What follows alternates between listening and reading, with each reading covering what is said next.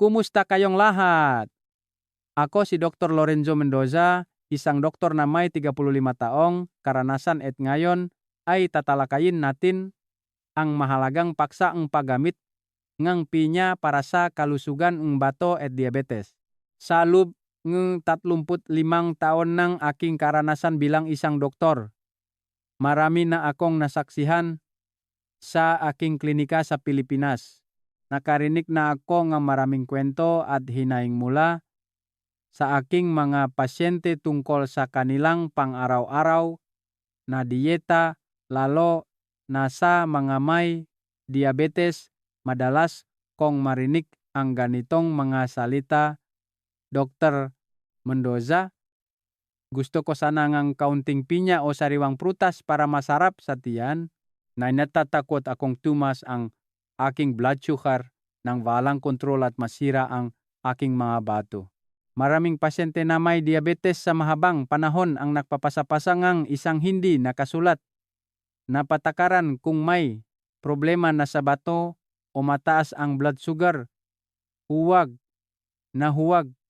kumain ng pinya dahil sa sobrang tamis nito. Para sa kanila, ang pagkain ng pinya ay parang nagdadagdag ng problema. Ngunit alam niyo ba, mula sa pananaw ng modernong medisina at sa aking aktwal na karanasan sa paggamot, kabaliktaran ang katotohanan. Ang masarap na pinya ay hindi isang lason na sumisira sa bato, tulad ng pinaniniwalaan ng marami.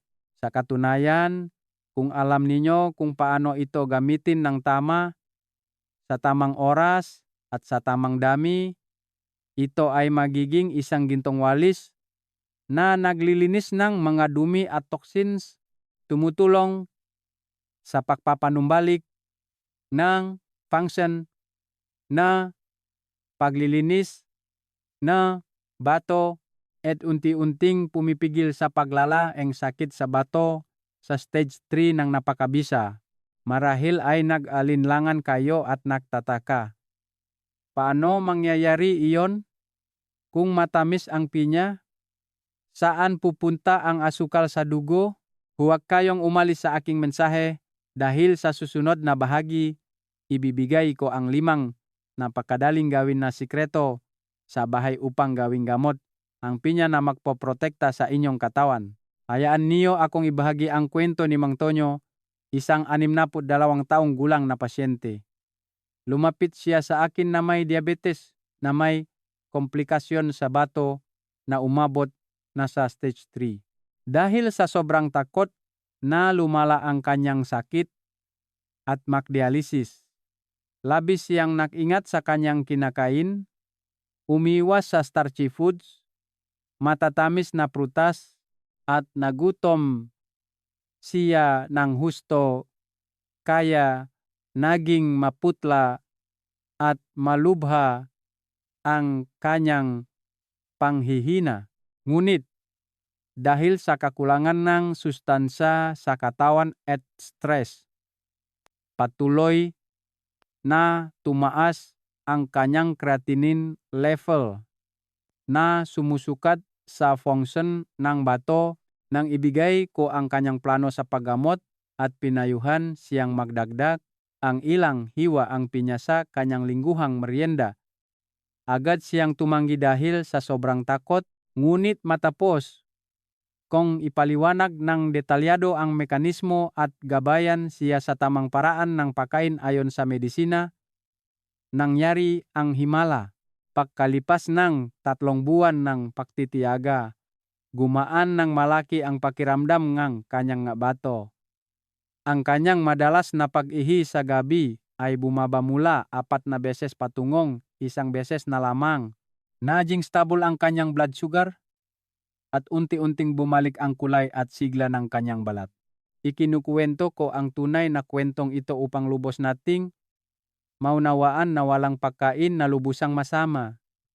Mayroon lamang tayong maling paraan ng paggamit nito. Kung sa tingin ninyo ay kapaki-pakinabang at nakapagbibigay inspirasyon ang kwentong ito, tandaan na ay subscribe ang aking channel upang hindi mapalampas ang iba pang mahalagang impormasyon. Kaya bakit napakabisang pinya?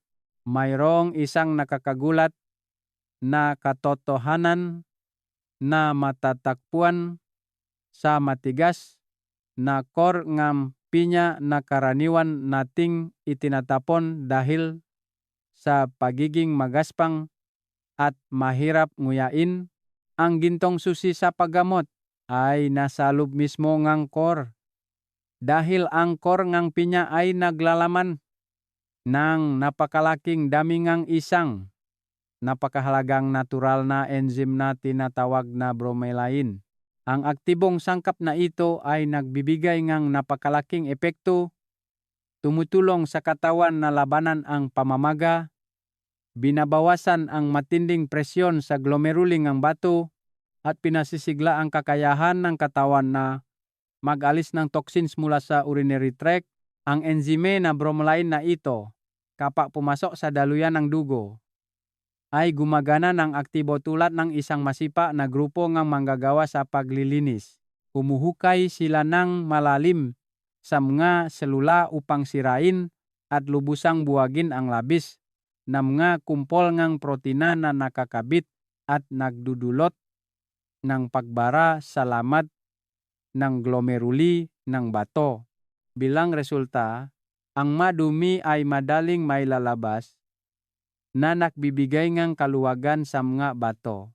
Ngayong naunawaan na natin ang mekanismong ito, alamin naman natin ng detalyado ang 5 sikreto sa paggamit ng pinya sa pang-araw-araw na pagkain. Ang unang sikreto at isa ring napakapangkaraniwang pagkakamali na sigurado akong 70% nga nanonood ngang video na ito ay nagawa na, ay ang ugalingang pagtatapon ngang matigas na core ngang pinya. Karaniwan, kapag bumibili tayo ngang pinya sa palengke o nagpapabalat sa tindera, ang gitnang core, laging tinatanggalan muna dahil ini, isip ngang lahat na ito ay matigas, mahirap nguyain, at walang tamis. Ngunit alam niyo ba, ang bunga ang tila hindi nakakapinsalang, ugali na ito ay ang hindi sinasadyang pagtatapon natin sa basura ang pinakamahalagang bahagi. Ang pinakamahalagang puso ng pinya.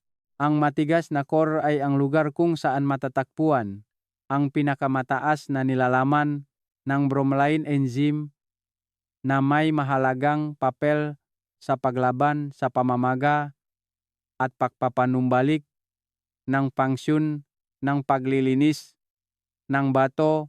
Samantala, ang malambot, makatas, at ginintuang laman ngang pinya na gusto nating kainin ay naglalaman ng napakataas na nilalaman ng fructose sugar na nagbibigay ngang mas kaunting therapeutic value. Ang solusyon ay napakasimple. Mula ngayon, kapag nababalat kayo ng pinya, huwa ninyong itatapon ang core. Pagsikapan ninyong hiwain ng napakanipis ang matigas na core na ito at ngat-ngatin ng dahan-dahan, o kung mahina ang inyong ngipin, maaari ninyong isama ang laman at core ng pinya sa isang blender at paghaluin.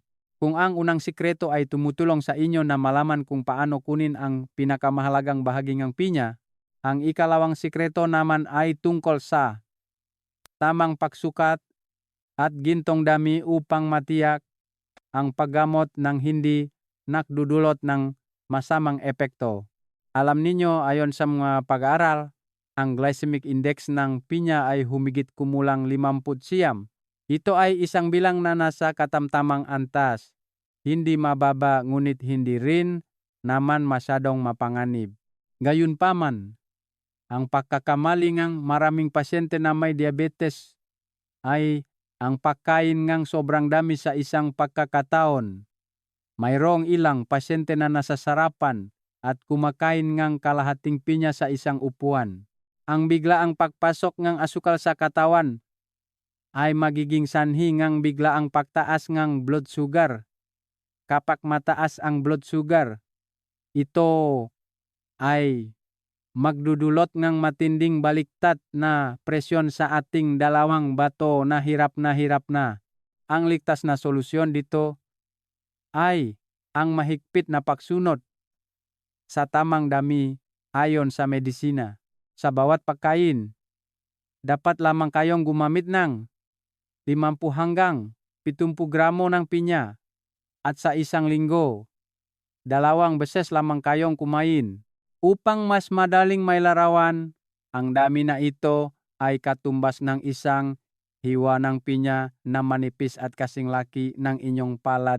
Ang napakagandang benepisyo makain ng ganitong katamtamang dami ay nagbibigay ito sapat na enzyme upang i-activate ang mekanismong paglilinis ng bato, linisin ang mga dumi, at panatilihing nasa ligtas na antas ang inyong blood sugar. Ipinapangako kong ipapaliwanag ko ng mas detalyado ang tamang oras ng pagkain ng pinya sa isang araw upang makamit ang doble ang epekto ng pagsipsip. Ngayong alam na ninyo ang ligtas na dami ng pagkain, ang ikatlong sikreto ay tutukoy kung gaano karaming benepisyo ng pinya ang masisipsip ninyo nang hindi nagdudulot ng sakit sa tiyan.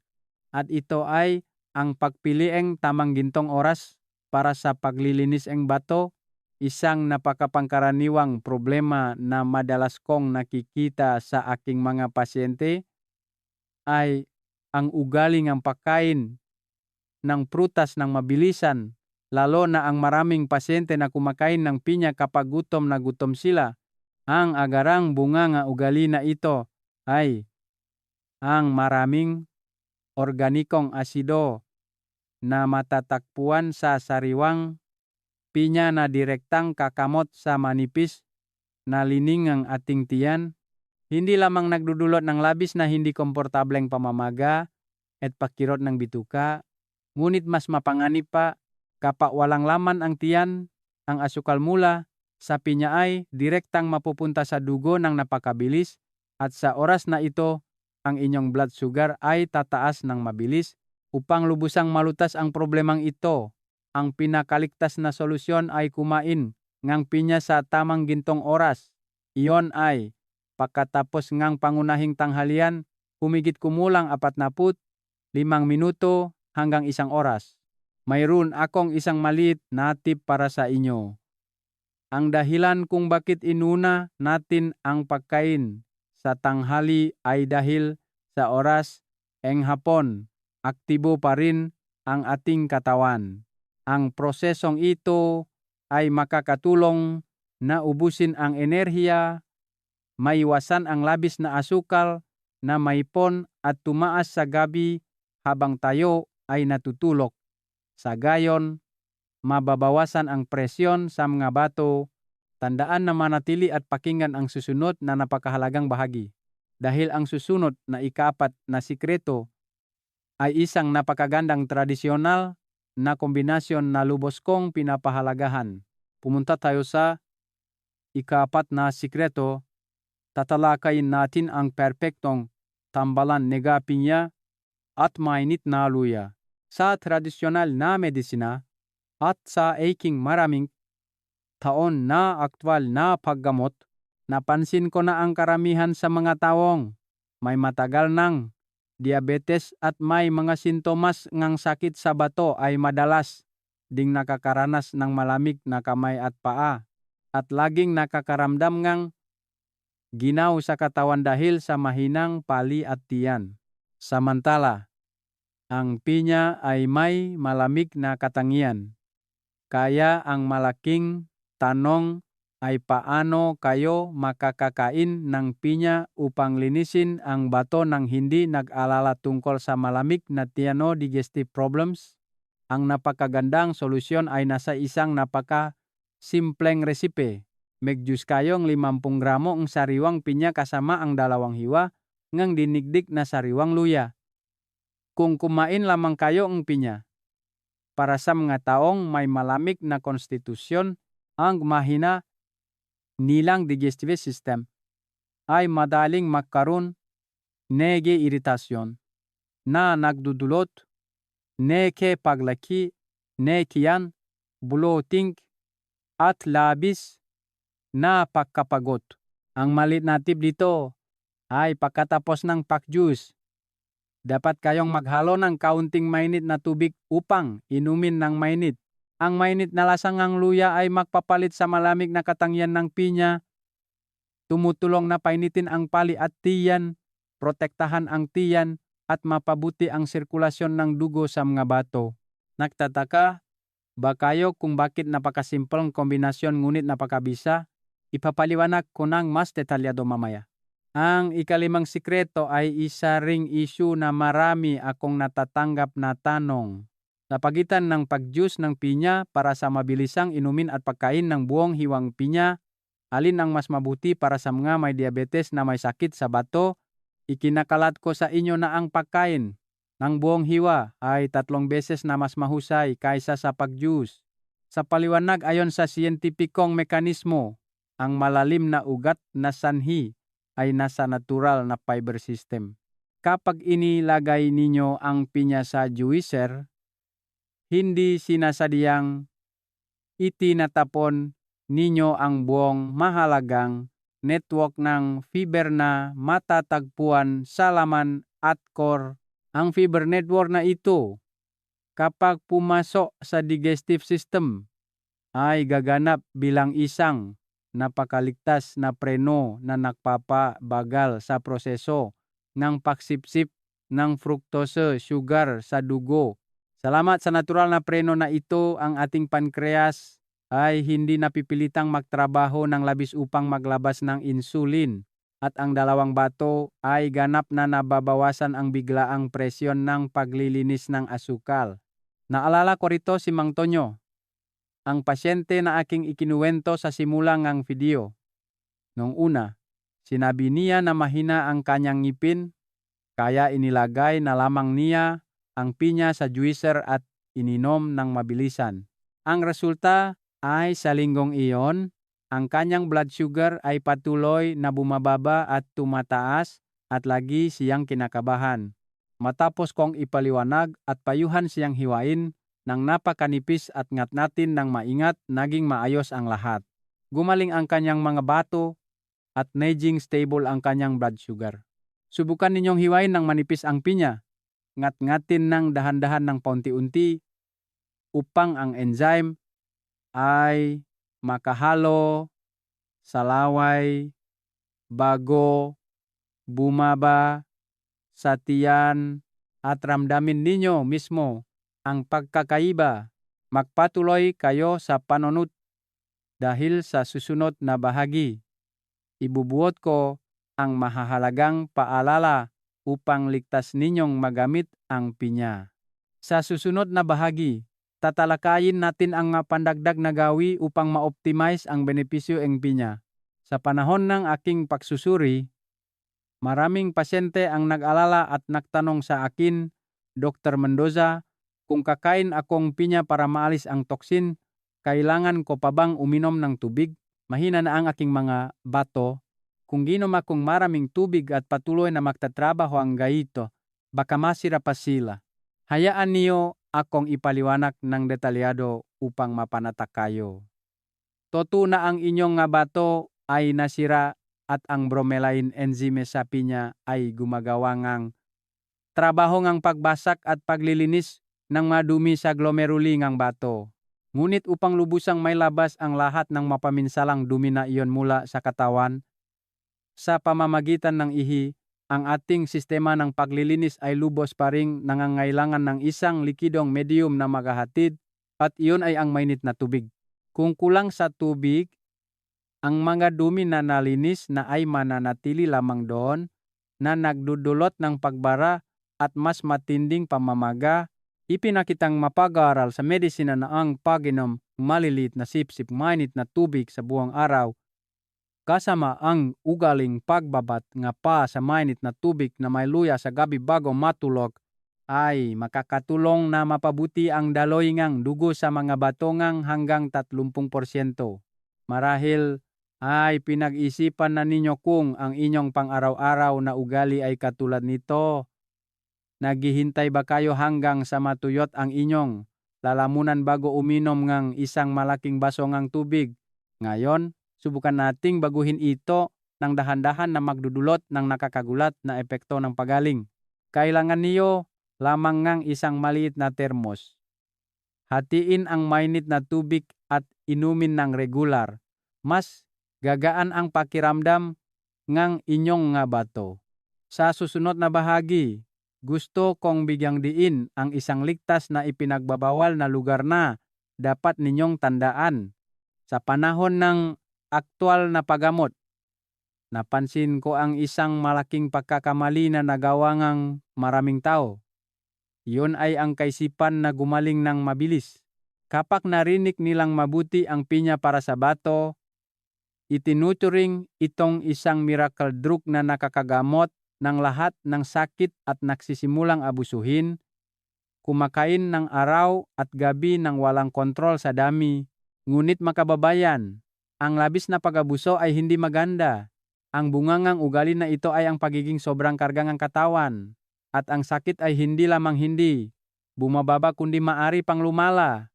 Laging pinapaalalahanan ko ang aking mga pasyente na ang anumang tradisyonal na lunas o pagkain ay para lamang sa pagsuporta at pagpapabuti nga kalusugan. Ang kalamang ito ay hindi maring palitan ang plano sa paggamot o ang mga iniresetang gamot ngang doktor. Ang pinakatamang paraan ay ang pakikinig sa inyong katawan upang mailapat ito ng tama. Ang pinya ay magbibigay ng pinakamalaking benepisyo para sa mga pasyenteng may diabetes na may bahagyang pamamaga sa kamay at paa dahil sa pagpapanatili ng tubig o sa mga nakakaranas ng madalas na pagihi. Gayunpaman, mahigpit akong nagbabala.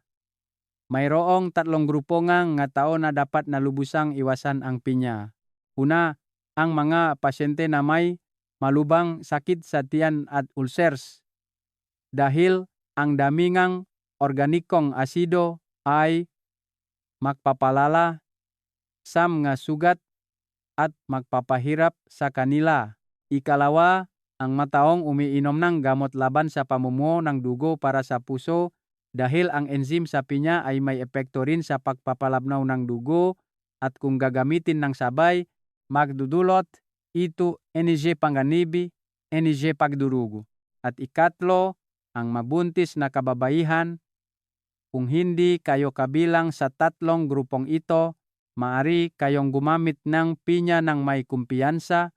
Muli kong binibigyang diin ang paglalakbay sa pag-alaga ng diabetes at pagpapanumbalik ng function ng bato ay isang matatag na maraton. Nangangailangan ng pagtitiyaga sa bawat araw at hindi ito isang sprint na matatapos sa isang araw o 2. Maging ang mga gawi sa pangangalaga sa kalusugan sa umaga, tanghali o gabi, maging sa taglamig o tag-araw, ang pagiging regular, ang gintong susi upang madali ninyong matandaan at maisagawa agad. Ibubuot ko ang solusyon sa 3 napakasimpleng hakbang. Unang hakbang, kapag bumibili ng pinya, dapat na panatilihin ang matigas na kore na naglalaman ng maraming enzyme. Huwag na huwag itong itapon.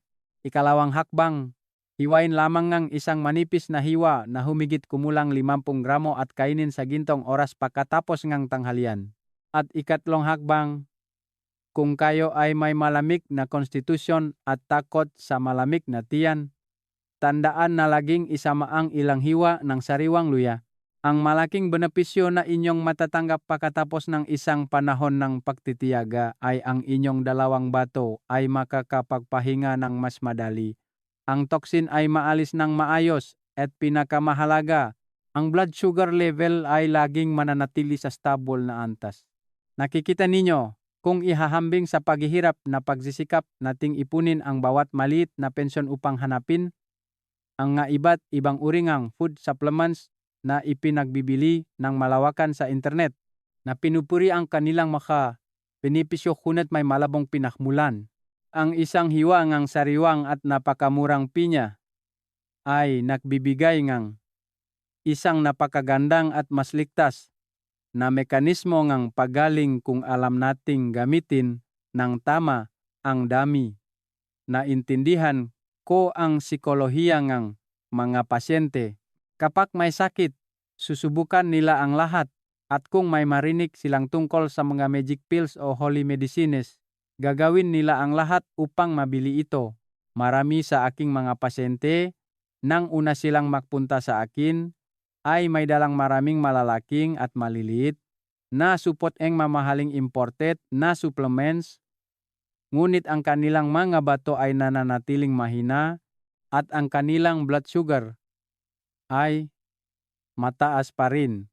Ngunit mga kababayan, kung minsan ang pinakamahalaga at pinakamabisang gamot ay nasa loob mismo nga ating kusina sa labas lamang ng sariwang prutas sa palengke, kaya sa pamamagitan ng maibinahagi ko, hawa na natin ang kumpletong hanay ng mga sikreto na parehong nakakapakinabang ng lubos sa mahalagang enzyme ng pinya upang linisin ang pagod na bato at mayroon ding epekto paglaban sa pamamaga.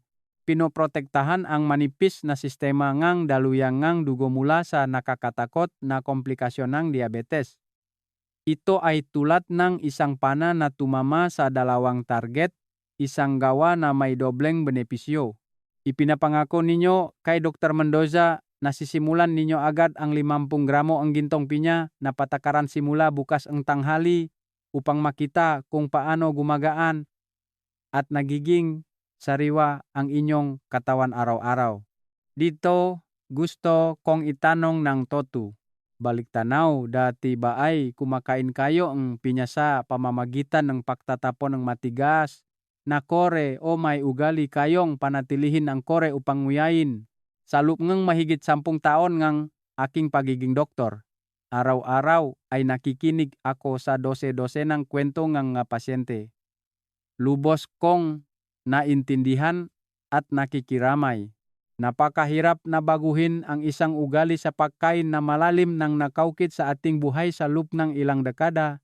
Mas mahirap pa ito kapag kayo ay nabubuhay na may sword of Damocles ang diabetes na kailangang mag-diet ng matagal sa iba't ibang pagkain sa loob ng maraming taon. Ang pakiramdam nga pakauhaw na kailangan mong pigilan at lunukin ay nakakapagbagabag at nakakalungkot. Ngunit mga kababayan, huwag masyadong maging pesimista. Bawat maliit na pagbabago araw-araw, kahit na ang desisyon na panatilihin ang core ng pinya o uminom ng tamang, dami ng mainit na tubig kapag pinagsama-sama, ay magdudulot ng napakalaking at matatag na kalusugan. Sa 5 sikreto na detalyadong ibinahagi ko sa itaas, alin ang sa tingin ninyo ang pinakamadaling ilapat at pinakapaborito ninyo? Ay comment ang numerong iyon sa ibaba ang video na ito upang malaman ni Dr. Mendoza at magkaroon ako ne mas maraming motibasyon na gumawa ne mega video. Sama-sama tayong bumuong isang komunidad ng nakatatanda na nabubuhay ng masaya, malusog, at hindi masyadong umaasa sa mga gamot o kama sa ospital. Tandaan na ay subscribe ang aking channel upang hindi mapalampas. Paalam at makikita ko kayo sa susunod na mga video. Naway magkaroon kayo ng maraming kalusugan at kapayapaan.